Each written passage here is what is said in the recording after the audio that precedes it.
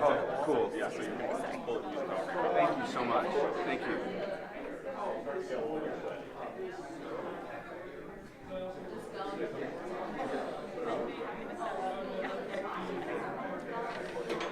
Sorry again.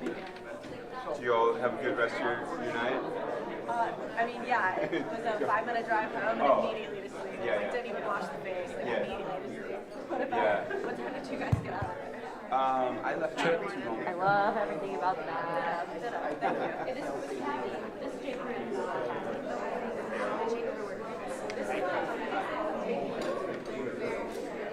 Well, I actually, so this has like these like movements, and I took them off because they were long when it was younger, but now I have arms, so I kind of wish I had them to kind of balance it out, but I'm gonna make it so that I actually, yeah, and then this is got the, I'll take it off later, but it's got like a little cabby, so like a cabby.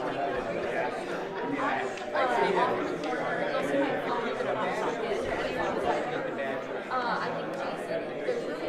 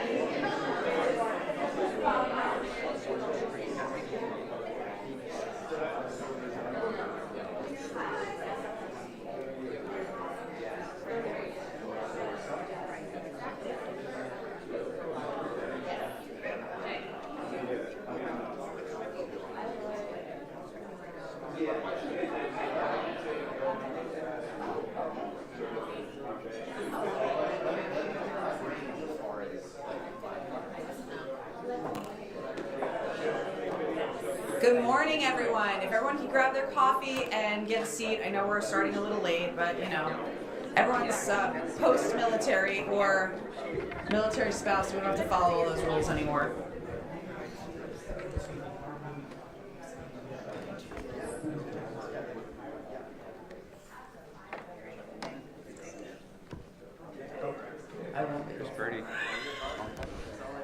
Okay, are you people listening, or do I need to say it louder?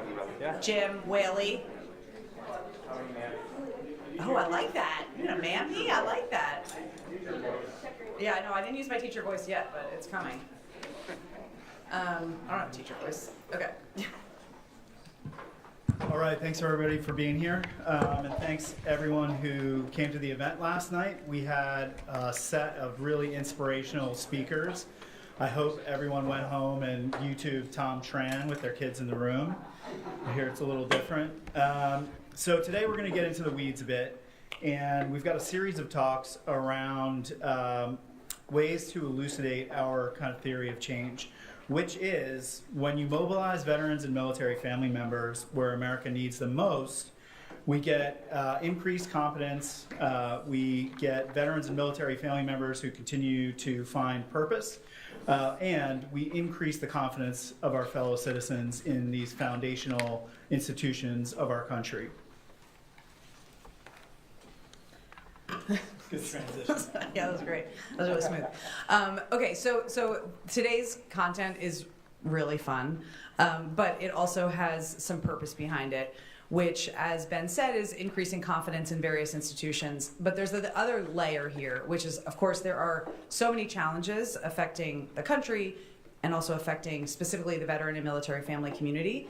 And we have, in this theory of change, core to it, that continued service in whatever capacity that looks like, with your neighbors, with your community members, with fellow citizens to the country, is actually an antidote to many of those challenges. We are not suggesting that this is the only one that's needed, but that it is one that our community has not has done and has not owned maybe in the way that we could have. So there's organizations even in this room that have encouraged continued service, that have created opportunities for it, but this concept of the norm of the veteran and military family community continuing to serve out of uniform for our country is something that we could do a better job of really narrating for the general public and making it be the reason that people put this community on a pedestal or trust this community. So instead of saying, oh, these people served in uniform and that is why we honor them and let them on the plane first,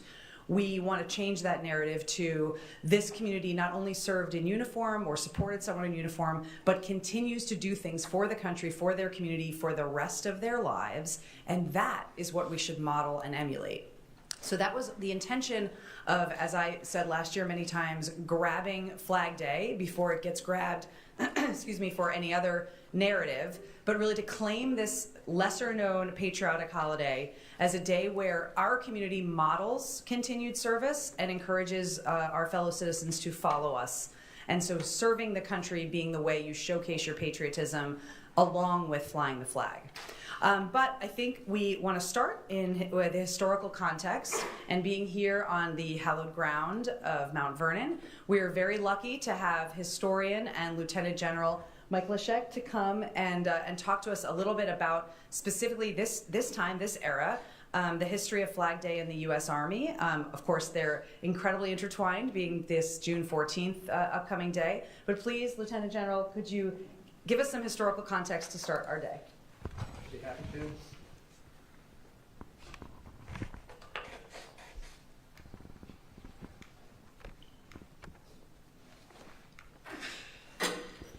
Okay, back up.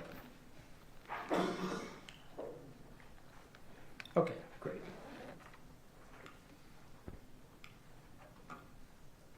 Well, thank you very much, and thanks to We the Veterans for what you do and what you have outlined as your goals and what you have achieved already is really profound and really important for everybody, certainly veterans, but their families, friends and associates and everybody else to understand the goals of this organization and how veterans, if you look throughout history, they have a life of service. After they serve, frequently they'll come back and provide service to their communities, local communities, state, and federal.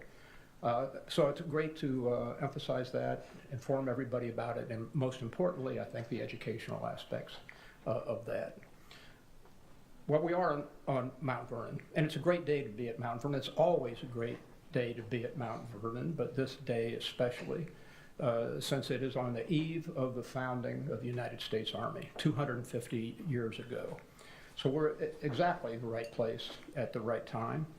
And I commend We the Veterans for their Military 250 campaign, which acknowledges the birthdays of the Army, the Navy, and the Marine Corps through this year. Of course, particularly the United States Army, whose birthday is tomorrow, which neatly coincides with Flag Day that happened about 2 years later. So 250 years ago, John Adams, at his behest and urging, our Continental Congress established the U.S. Army, the first of our services and really the first federal service, if you think about it. A few days later, they named George Washington as the first commander-in-chief of the Continental Army. The history, as she mentioned, of the Army and the country and George Washington are inextricably linked. George Washington's role in both created and inspired that history, shaped our future, and shaped our past. There was no common flag at that time on 14 June 1775. That would have to come later. Before the flag, Washington had to stitch together a force that could defeat the mighty British Army. The fabric of that new army was composed of what could only be described at the time as a motley group of Americans who volunteered to put their lives and fortunes on the line of liberty and freedom. What Washington confronted when he took command outside of Boston was, in his estimate, a daunting situation. He found this so-called army actually a collection of various militias from the New England colonies, and described it as an ill-disciplined mass, ill-disposed to camp life, replete with sicknesses like typhus, typhoid, dysentery. Washington's first task was to establish discipline in this first American army, defined by an observer at the time as an army of everyone, men of different shapes and sizes, colors, nationalities, and languages. Many were missing teeth and fingers, faces pitted by smallpox. Some were not even 15 years old. They were farmers, shoemakers, blacksmiths, coopers. Many fed themselves by hunting. Soon militia units from Pennsylvania, Maryland, and Virginia joined the New Englanders and united in this common cause of liberty, where they were short of gunpowder, ammunition, artillery, tents, and uniforms. They were, however, accustomed to hard work. They were solid citizens, worthy as anyone who ever marched out of step. They could also hit a 7-inch bullseye at 250 yards. Washington and his leaders, without steady and reliable support from Congress or the states, fashioned this newborn army, led it through the early struggles, the failures and successes against the professional and well-trained, well-equipped British Army, supplemented by experienced German mercenaries and supported by the most powerful Navy on earth. It's well to recall General Washington's general orders to the armies, first days before the Declaration of Independence, when he said to the troops, "The fate of unborn millions will now depend under God on the courage and conduct of this army." So like the Army, our flag evolved as well, beginning as a blend of the 13 red and white stripes in the field with the Union Jack in the canton. Some of the enemy at first viewed this as a sign of surrender. It wasn't until 2 years later, 14 June 1777, when Congress authorized a new flag, with the Union Jack replaced by a blue canton, in their words, with a new constellation of 13 stars arranged in a circle to signify independence from Great Britain. Now, by this time in the war, the battlegrounds had shifted to the northeast, in upstate New York and in Vermont. The British strategy at the time was to separate the northeast from the rest of the country. They began with a large invasion from Canada down Lake Champlain, pressuring the Continental Army, their militia units, and Native American allies to make way for the British, German, and their Native American allies in their drive to isolate New England from the rest of the country. The British did not count on some resolute, determined patriot leaders and committed militia units to get in their way, but that's exactly what happened. The British also planned a second sweeping move from Lake Ontario down the Mohawk River to link up with the column coming from Lake Champlain. Blocking this route along the Mohawk River was an old dirt and timber fort, renamed Fort Stanwix, manned by 800 determined Continental soldiers under the command of a tough, resolute commander, Colonel Peter Vansittart. The British intended to lay siege and easily reduce the fort. They began to surround it to prevent reinforcement. Fortunately for the Patriots, reinforcements arrived before the siege was complete. These reinforcements brought news of the new flag. When Colonel Gansevoort got word of the new flag design, he ordered one to be made, using a blue officer's coat, private soldiers' white shirts, and red flannel from a lady's petticoat. You can see the symbolism in that flag. Born in battle, taken from officers, enlisted, and perhaps a military spouse. Random pieces of fabric bound together by threads like the threads of desire for liberty and freedom that those patriots were committed to. The British had also ambushed and virtually destroyed a second relief column at a place called Oriskany, a brutal, close, and deadly battle. Britain's victory enabled it to continue with the siege, even with more confidence. Despite the events at Oriskany, Gansevoort ordered the flag to be flown as a symbol of American defiance and resolve. Fort Sandwich held, the British schemed to outflank, the Americans had failed, and soon the main British column, without being reinforced, met their end at Saratoga, perhaps the most consequential British loss during the war. The flag continued to wave throughout the war through the Battle of Yorktown, on display as the British Army surrendered. Now, if we make a giant leap about 200 plus years later from that, I am reminded of a statement by the then Army Chief of Staff, General Carl Rono, as he addressed us as students at the U.S. Army War College in 1989. And this was shortly after the cracks in the Iron Curtain began to reveal themselves. Thousands of East Germans began to flee, flowing to the west to seek freedom. It was not an easy or risk-free journey. They had to go through Hungary and Czechoslovakia, not knowing what to expect to reach the border. Families clinging to everything they could fit into their poorly made East German cars, trying to get to the freedom of the West.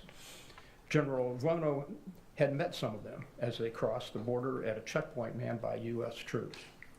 One of the East Germans told him, "We saw the American flag," and I told my family, "There are the Americans. We are safe." That same American flag that continues to show defiance to tyranny and resolve in the pursuit of freedom. So I want to thank we the veterans for what you do and for dedicating this year to the 250th anniversaries of the Army, Marine Corps, and the Navy. And thank you all for participating in this program and for your support to veterans. I think as we stand on George Washington's estate, we can look towards the river and report to him that we the veterans, part of those unborn millions, are grateful and have benefited from the courage and conduct from this Army, and we the veterans pledge continued resolve to those yet unborn millions of Americans so that they too may live in liberty and peace. Happy birthday to the United States Army on its 250th anniversary, an Army imbued with the values Washington believed in: loyalty, dedication, respect, selflessness, honor, integrity, and courage. Thanks for your attention, thanks for what you do, and enjoy your day. God bless America.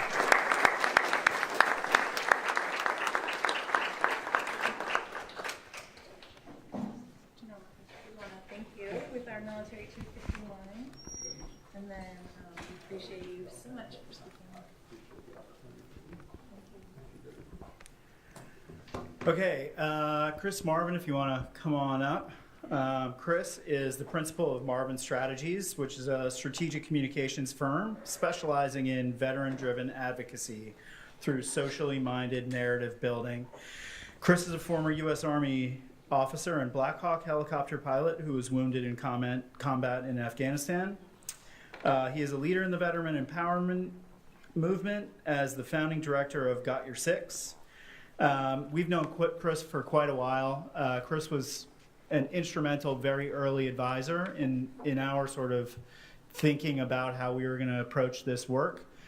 Chris is also the author of the Veteran Civic Health Index, which is something that we've relied on heavily in establishing how we approach our work as well.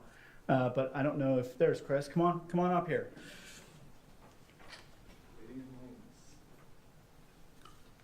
All yours. Thanks, Mike. Please stay seated.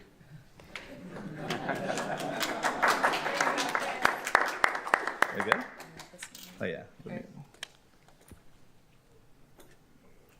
How do we do it? There. Cool. Okay. Thanks everybody. Thanks for entertaining me as the second speaker of the day. I know the early ones are hard, and I know some of you did not get to bed until this morning, so that's okay. I'm going to talk to you about Veteran Civic Health and this report that we are going to be releasing in the next month or so. We called it Defining Patriotism, the Civic Life of Those Who Serve. I wanted to call it America Fuck Yeah, but they didn't. They told me that was a bad idea. I was okay with that. Ellen was okay with it. Ben was like, no. Yeah. So I want to start with a quick poll. Hands are fine. But please raise your hand if you are a military veteran. And then keep it up, military spouse. Great. And now put them down. Raise your hand if you are an American citizen. Everybody, that's great. Now, put them down. Raise your hand if you think that you, as an individual, are a better American citizen than the average American citizen. We're going to go through some data to prove that most of your hands should probably be up. But I was curious what you thought about yourselves. Great, this is wonderful. So, the Veteran Civic Health Index. So about 10 years ago, I was running an organization called Got Your Six. It was a campaign that worked in Hollywood on the way that veterans are portrayed in film and television as a way to shift the way that they're perceived in society. And I kept saying this thing over and over. I kept saying veterans are leaders in civic assets. I said, this is how we need to view veterans. They're not charity cases. They're not broken heroes. They're leaders in civic assets. And I could sort of empirically prove the leadership part, which was, you know, your taxpayer dollars had paid for every veteran to get leadership training in the military. So we can assume most of them carry that forward in our leaders today. I couldn't prove the civic asset part until in 2015, I worked with the National Conference on Citizenship to create the first ever Veteran Civic Health Index.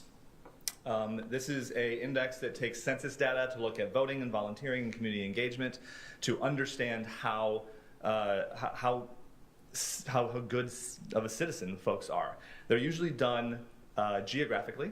They're usually done like, let's look at the civic health of Miami compared to the civic health of Seattle, which are very different, by the way, interestingly. But we did it demographically, and we looked at all veterans using census data.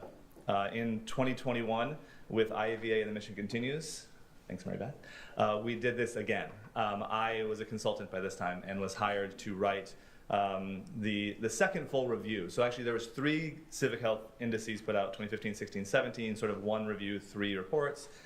This 2021 report that you see there is the second major report. And the third major Veteran Civic Health Index report is going to come out in about a month. And I think in the climate we live in, it's more important than ever. So civic health, maybe not something everybody's familiar with, but it's basically how communities are organized to address issues, solve problems. At the individual level, again, it's voting and volunteering, talking to neighbors, working with neighbors belonging to civic organizations. We'll go through the specific civic health indicators later. The bottom line here, and the reason all of you should have had your hands up, is that veterans, on average, veterans demonstrate high levels of civic engagement. This is what we learned 10 years ago, it's what we're still learning now. That's the spoiler alert. But it does get a little bit more nuanced in the report. We believe that veteran civic health is an indicator for the civic health of the country, right? And so like as we prosper, as we grow in our communities, as we benefit our communities, we believe that, obviously the community's benefit in the country is stronger. So we like to, in this civic health report, compare the veterans to non-veterans. But in this specific report, we also have license, right? In each of these reports, we have license to talk about some other things. In fact, the 2021 was a deep dive into post 9/11 veterans. So we did a lot of comparison between veterans under 50 and veterans over 50 and found some really interesting things. This time one of the things we thought about, because it's Flag Day, is patriotism. And this is one of the images you'll get if you put into ChatGPT, show me a very patriotic veteran. He has 2 flags and a golden retriever. I had a truck and fireworks. The truck has you can't see it, it's cut off. The truck has a bumper sticker that says, God bless the USA. This is true. But we wanted to have this discussion on patriotism and what it is. And Flag Day is, obviously, there's no better time to have that kind of conversation. And it's something, I sort of bring my personal story into this. I have certain political leanings that certain people might say, well, that you're not a patriot, Chris, because of how you vote or how you position yourself ideologically. But I'm a combat wounded veteran. I'm a 4th generation Army veteran. My 6th great grandfather on my paternal side, William Marvin, served in the New York militia in 1776. I don't know if that makes me a patriot, but according to some definitions, it should. Yet people might look at me and say, you're not a patriot because of what you believe. I'm not the kind of guy, I might put my flag out outside my house on Memorial Day, 4th of July, but I'm not gonna, attach it to the top of my truck, mostly because I don't have a truck. But so how do we define who a patriot is? How do we define love of country? How do we define this? And what we theorize in the report is that for veterans, it's experiential, and it's based on behavior, both the commitment that you made to serve and then what you do after your time in the military.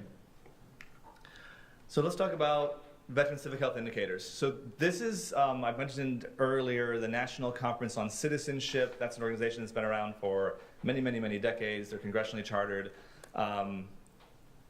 They have defined what civic health indicators are, and there's 4 major groups. I want to say there's 17 or 18 civic health indicators. I think there's 19, because I have 18 written down and I left one out. But they are in the categories of voting, political engagement, volunteering, social connectedness, and community involvement.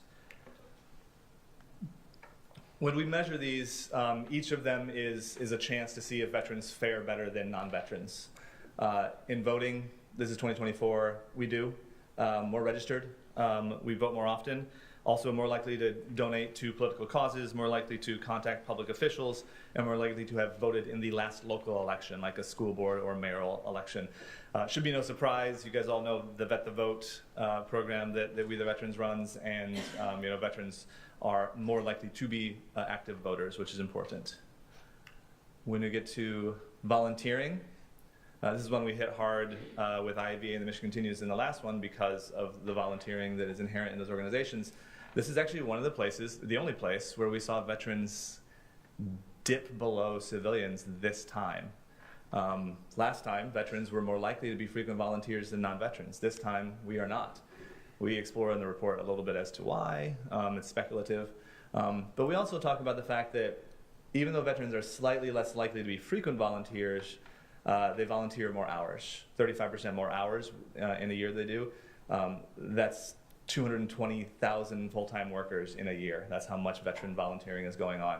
And so we also know that veterans are likely to volunteer in skill sets that are appropriate to them. So we make this theory that even though veterans are slightly less likely to frequently volunteer, when they volunteer, it is more often, for more hours and more effective. So they're great volunteers. Social connectedness, I find the next two very interesting, because voting and volunteering are pretty cut and dry. Social connectedness, it gets a little bit different.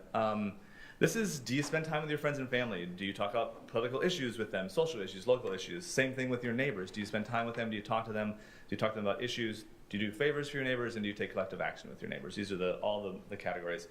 The only other category where veterans fare worse than civilians or non-veterans is that top one, spending time with friends and family. This is one that we also saw in the 2021 index, and we theorized at that time that this is because when you're in the military, you tend to move away from home, right? And maybe you don't move back home.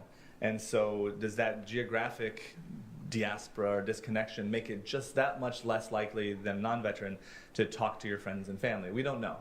We don't know exactly why this is true. We can speculate on it. But what's super interesting is that look at the second one. Even though they talk to their friends, veterans, talk to their friends and family less, they're more likely to discuss political, social, and local issues with friends and family. And we talk a little bit about why that is and sort of how politics and ideology comes into this.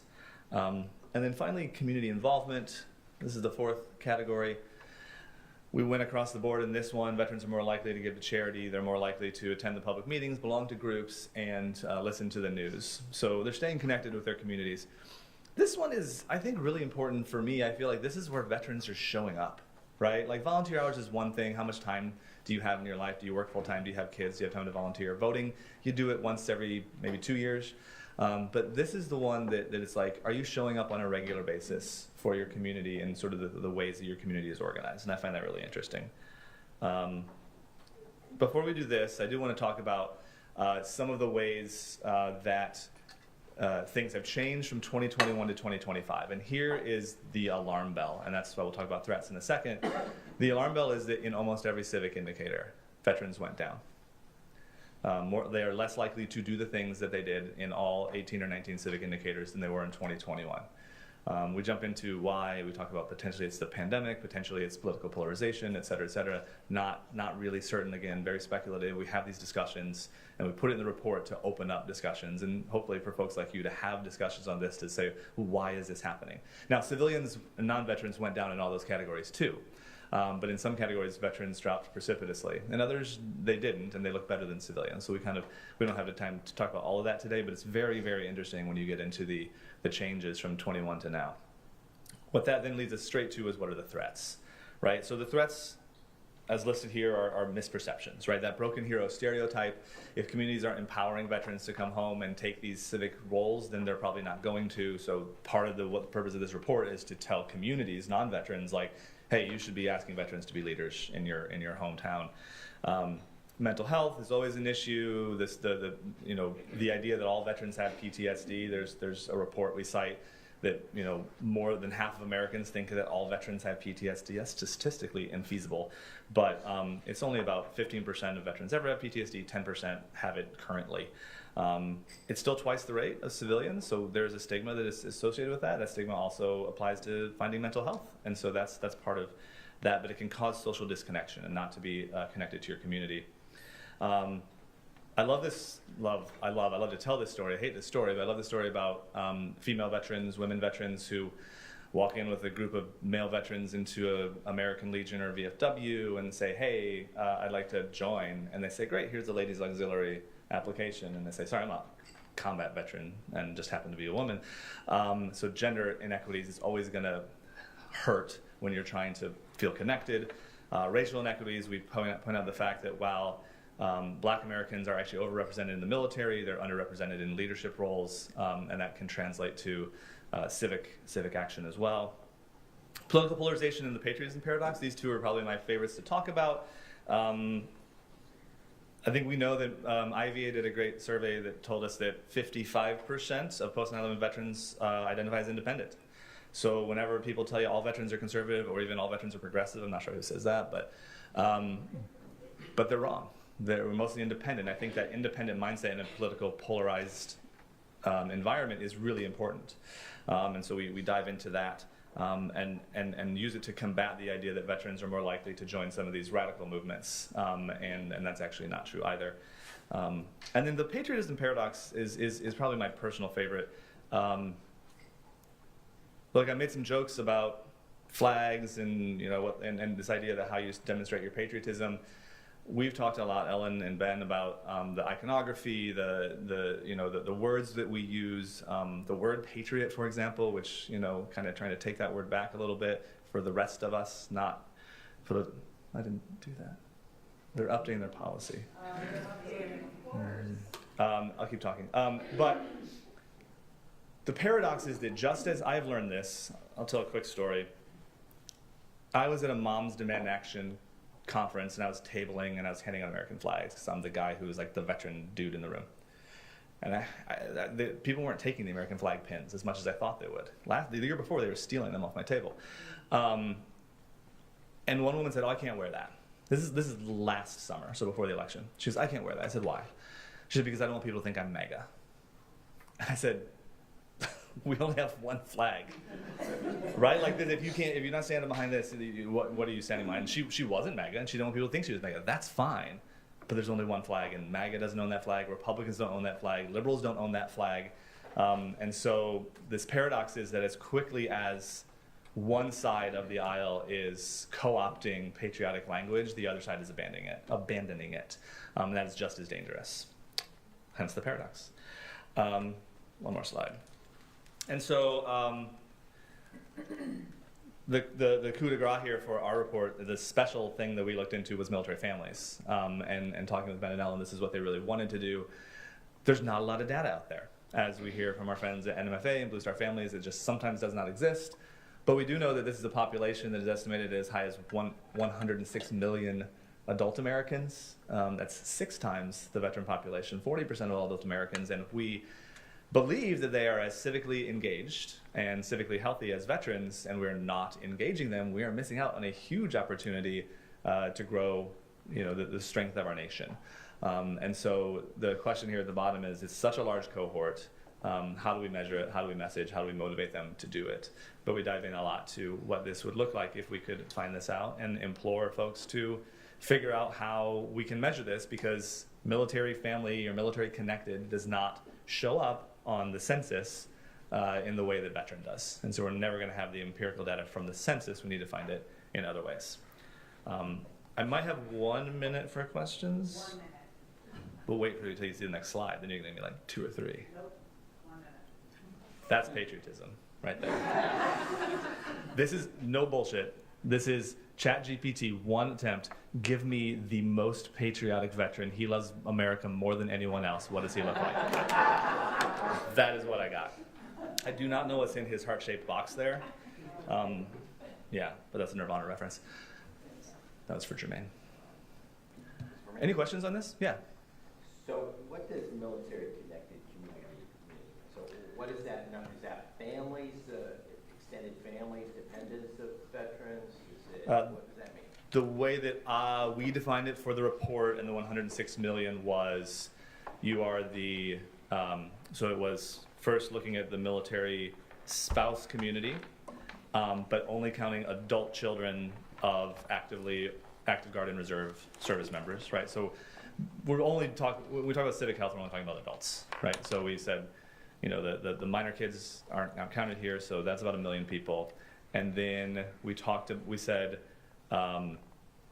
spouses and adult children of veterans, and then surviving spouses. And what you get like 70 million people who are spouses of veterans or deceased veterans, or something like that, because of still a lot of World War II, Korea, Vietnam era spouses are still alive. Maybe not World War II, but So it's spouses. it's basically if you're a spouse or an adult child of a person who has served at any point. Because that's a large number compared to the statistic of 18 million veterans.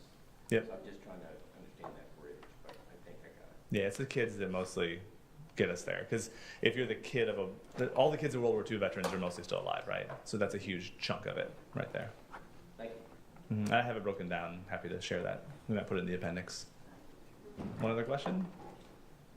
Yeah. So this does not include the parents of a veteran or siblings of a veteran? Nope. So single veterans who do not have spouses or children, their extended family is not counted.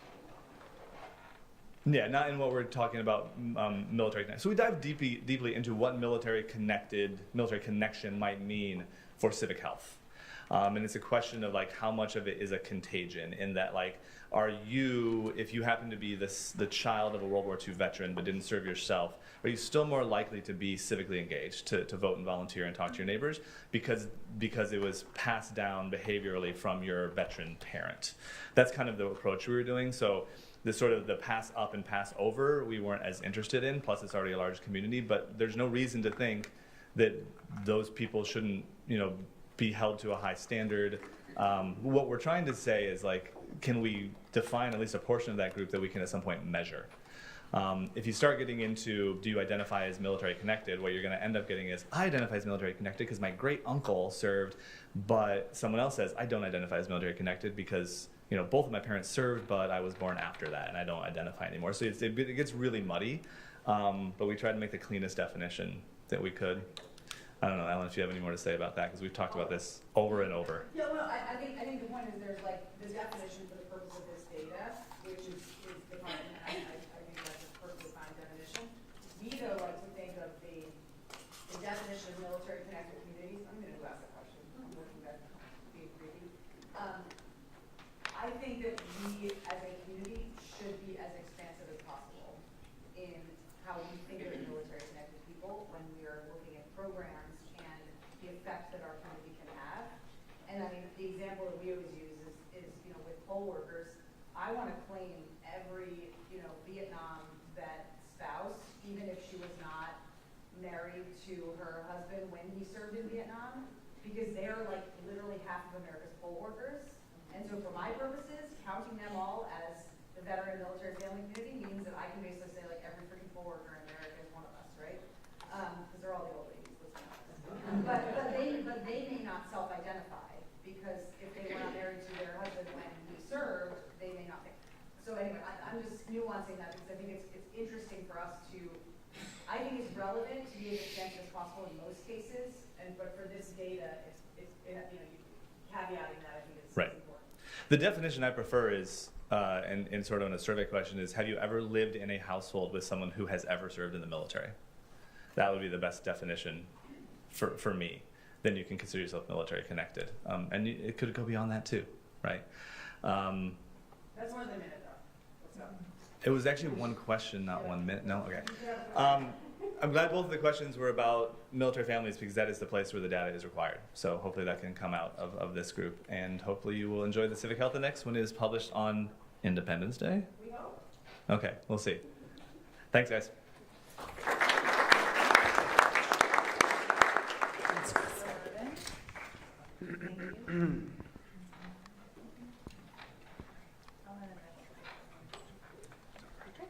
I'm carrying on, so she gives me wine. You guys want to drink it right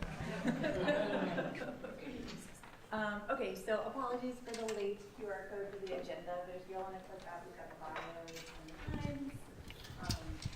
Thank you for being confused after a little morning. I'm going to get right going. And then I'm jumping in before Hillary because you might have noticed we handed out these at check-in. So Military 250 is all about our active service. We wanted to make sure that we in this group were able to do an active service. Many of you have probably heard of Operation Gratitude. Many of you have maybe received a care package overseas from Operation Gratitude. We are going to contribute to those today. I'm going to do a very quick tutorial of how we can make this lanyard, and then there are packets. I'm jumping in now because some of you might have to leave, and we want to make sure we know all these back into Operation Gratitude. So, if everybody wants to start, you take out your, you don't have one at the check-in, but it's pretty simple. It is a misnomer that everyone who is a Navy veteran knows how to do a knot, but I'm going to do my best. So you tie it through, take the tube, tie it through, pull, and that's going to be the start. And then you're very simply weaving one loop, and then you put the loop from the right or left, you pull. You put the loop from the right or left, you pull. I don't want to take too much time here. But the packets are there, and then they'll show you how to tie it at the end. Instead of doing a loop, you just do the tie. We're hoping you guys can complete these during the break or during lunch so we can send them back, and we can also know we've created an active service for our fellow veterans.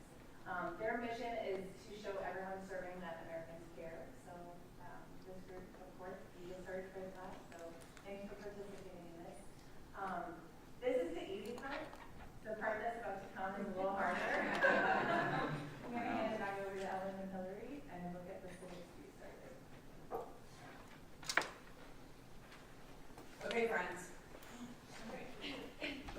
Okay, so one of the things that I'll be really aggressive. Oh, Ellen, what we're supposed to do? Can you guys just use the mics because we're getting audio for the podcast? Sorry. Okay, so one of the things that we like to talk about is the fact that people assume, and this is especially true in building up Tibet the Boat, but that people assume that if you are a veteran or you're a military family member, that you know more about civics than the Gen Pop. And we often like to correct people that no, you sure don't. And even if you were issued a little pocket constitution, it does not mean that you read it nor that you know anything else about civics. But that's something that we are given credit for, and it is part of the basis of the high trust that the American public has in this community. And so to be really mean and to prove that we don't know any more than any other random middle schooler about civics, we called our friend Hillary, who is the vice president of the U.S. Chamber of Commerce Foundation and also a military spouse. We sense a theme here for people in the room. And she spearheads the Civic Trust Initiative, which is the goal to enhance civic literacy. And she leads the National Civics Bee. So can you just tell us a little bit about the National Civics Bee? Yes, happy to. Can you hear me? No. Can you hear me now? Yeah. Great. Hi, nice to meet you. I'm Hillary. As Ellen mentioned, at the U.S. Chamber Foundation, we launched the Civic Trust a few years ago. really with the goal to increase civic literacy, but also focus on civic skills and disposition, and really just elevate civics as a national priority, particularly among the business community, but as broadly as we can. So our first program, which has become our largest to date, is the National Civics Bee, which is the civics-based competition for middle school students.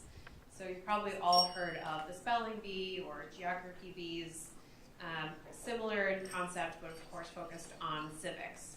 We started with a pilot in 5 cities 3 years ago, and now we have 40 states participating in the National Civics Bee.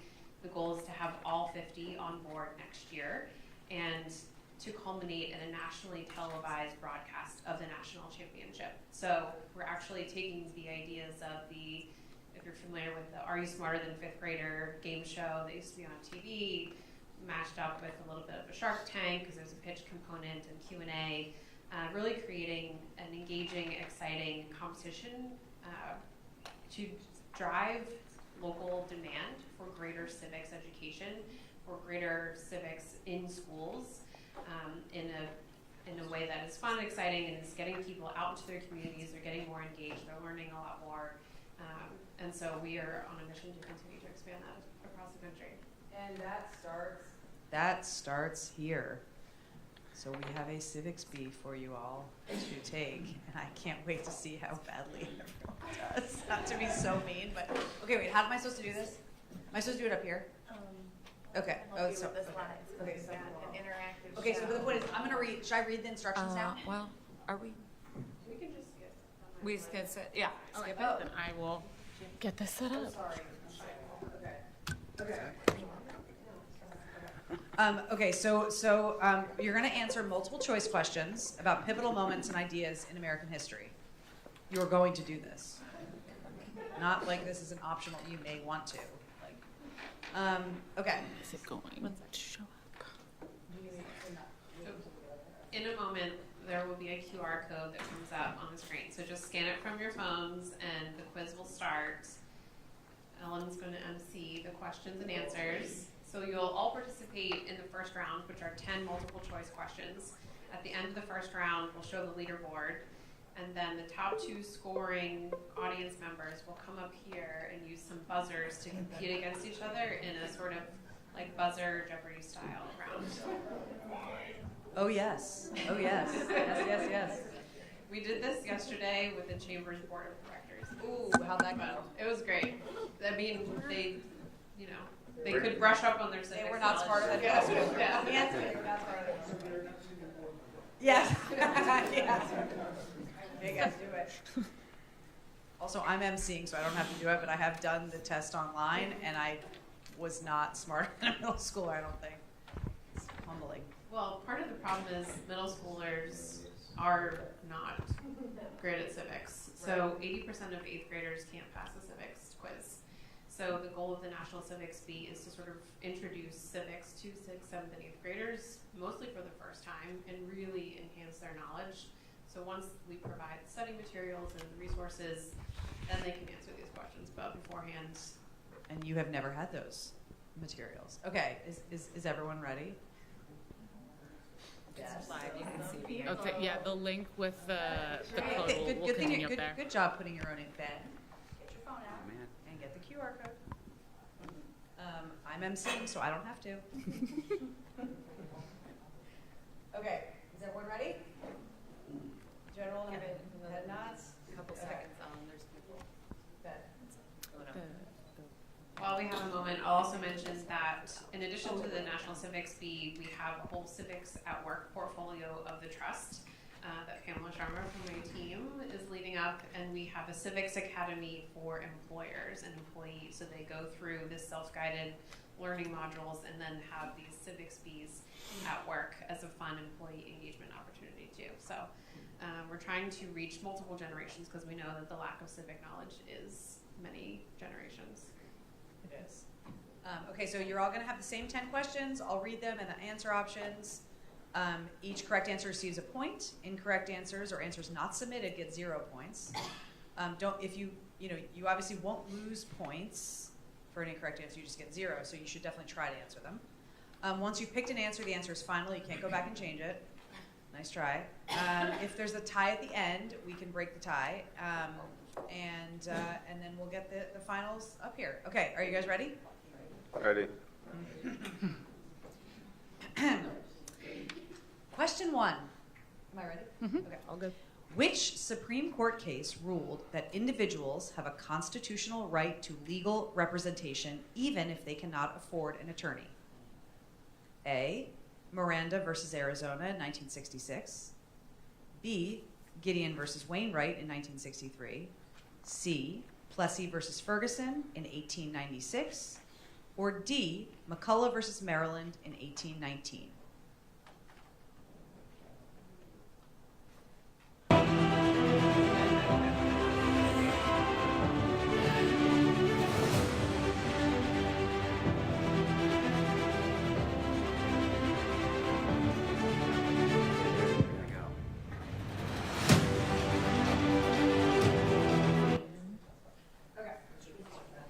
So the answer is B. Gideon versus Wainwright. Did you guys get it right? Hell yeah. Who got it right? Oh, okay. Got a name in common. Okay, ready? Question 2. Are we ready? Yep. Which of the following founding principles sits at the heart of the preamble of the Declaration of Independence? A. Natural rights. B. Checks and balances. C. Bicameral legislature. Or D. Rule of law.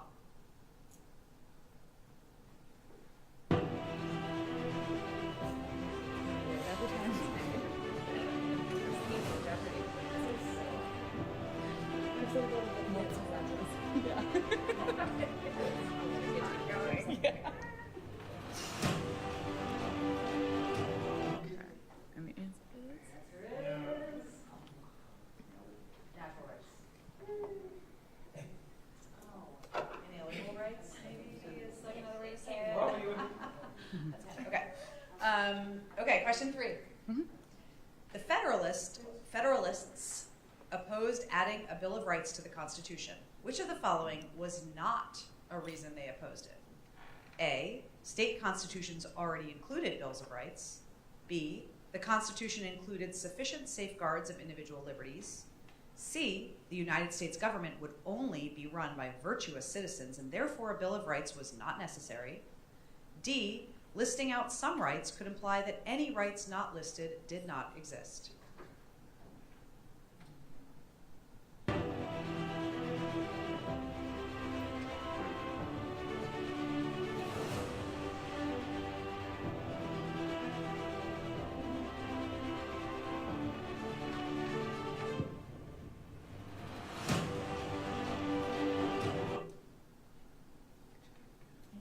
Yeah, that was not a reason that they opposed it. There's a lot of negatives, but the fact is there will not always be virtuous citizens from the government. Okay, question 4. There is no class then in America. America then exhibits in her social state an extraordinary phenomenon. Men are there seen on a greater equality in point of fortune and intellect, or in other words, more equal in their strength than any other country of the world, or in any age of which history has preserved the remembrance. What famous early 19th century book did this tract come from? A. Democracy in America by Alexis de Tocqueville. B. Second Treatise on Government by John Locke. C. Federalist Paper number 84 by Alexander Hamilton. Or D. Summary View of the Rights of British America by Thomas Jefferson.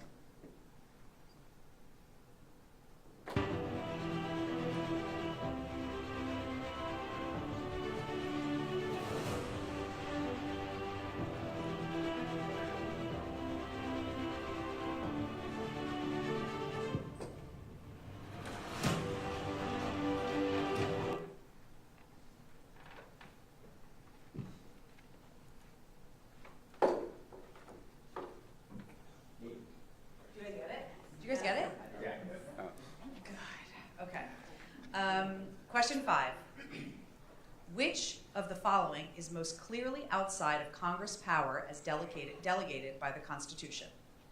A. Declaring war after the nation is attacked. B. Passing a tax increase to reduce the nation's deficit. C, regulating commerce that stays within a single state, or D, passing a law to further regulate the post office?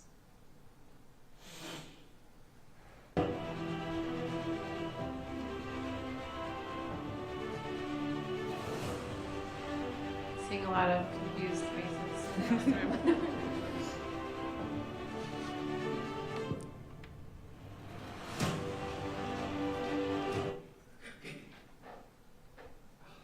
C, yeah. You guys get it? Okay, good. Oh, we got some budget. Okay. Wait a minute. That might have been an incorrect answer on here. That's an absolutely incorrect answer. Yeah, it should be C. Outside not of B. Congress. Oh, C. C, not B. Yeah, it's C. Yeah. C, regulating commerce that stays in a single state. Oh, no. That's the wrong thing on here. That's amazing. Apparently, that's that would be an example of unreliable information that is coming through. Sometimes, you guys, well, ironically, the paper is correct. So this is an example where, go to the original source, okay? Sometimes the internet does not hold the truth. We all got to get a point for that one. No, I'm only getting Mark State. Can we make that not a point on the, no. What if you put C? What if you did do it? This is a hanging chad All right, I'm sorry. I take no responsibility for the internet. Okay, question 6. What is the primary function of the necessary and proper clause, also known as the elastic clause, in the U.S. Constitution? A, it grants Congress the power to regulate interstate commerce. That's a hangover. B, it allows Congress to make laws required to carry out its enumerated powers. C, it prevents the executive branch from exceeding its authority.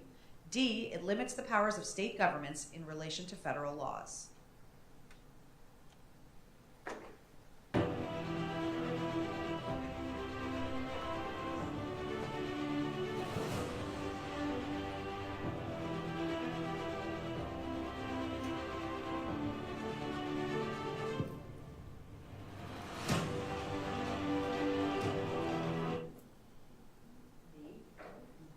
B? Yep.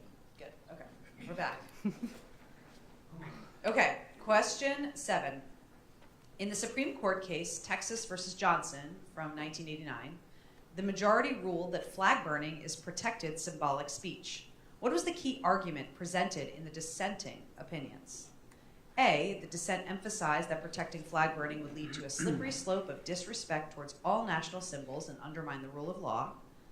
C, the dissent maintained that all forms of protest, including flag burning, should be restricted to maintain public order and prevent unrest. C, the dissent believed that symbolic speech should only be protected if it does not provoke strong emotional responses from the public. Or D, the dissent argued that the flag represents the values and sacrifices of the nation, and actions like burning it undermine national unity and respect for democracy.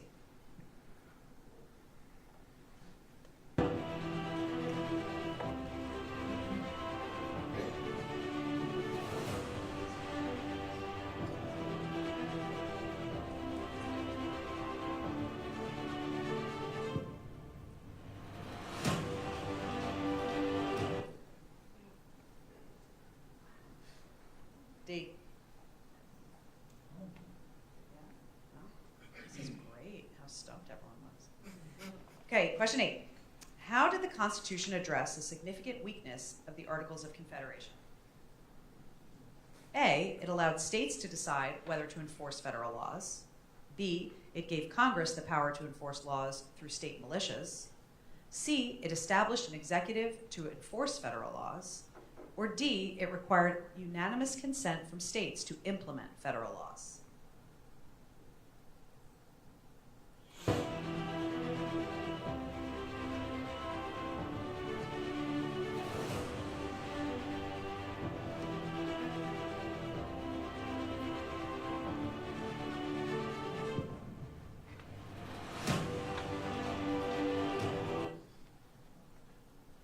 We got this one right, guys? See? Okay, good. We're back, people. We're back. Okay. Okay, question 9. If the federal government prosecutes a company for using unfair methods of keeping competitors out of the market, which of the following laws would it be enforcing? A, the USA Patriot Act, B, the Sherman Antitrust Act, C, the Civil Rights Act of 1964, or D, the Taft-Hartley Act?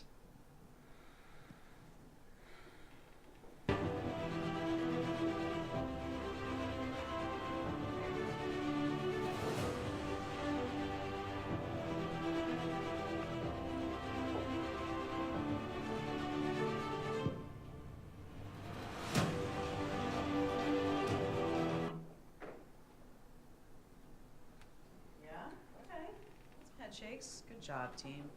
Okay, last question, and then we get to see who wins or who goes to the final round. Question 10. Which scenario best illustrates James Madison's argument in Federalist Number 10 for the importance of a large republic? A group of citizens are attempting to violate the rights of another group, but they are a small group and therefore cannot become a majority, preventing them from oppressing others. B, a foreign country decides not to attack the United States because it is so big. C, the United States is able to command respect in the United Nations organization because of its large territory holdings. Or D, Congress is facing a budget deficit but easily can raise more money with a slight tax increase because of the large population.